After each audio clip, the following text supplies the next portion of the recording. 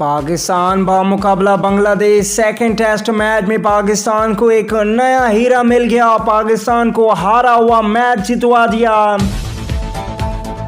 पाकिस्तान बामुकाबला Bangladesh second test match में बांग्लादेश के 76 पर 7 खिलाड़ी आउट कर दिए।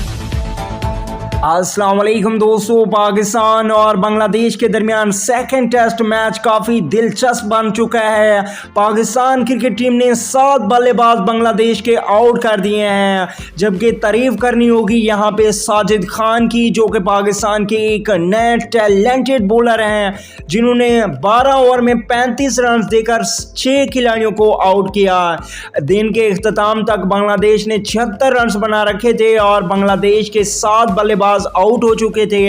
अभी भी 25 रन रहते हैं। अगर 25 रन से बांग्लादेश की टीम नहीं बना पाती तो बांग्लादेश टीम फॉलो ऑन हो जाएगी और इस तरीके से पाकिस्तान ये मैच जीत सकता है। अल्लाह निगहबान दोस्तों।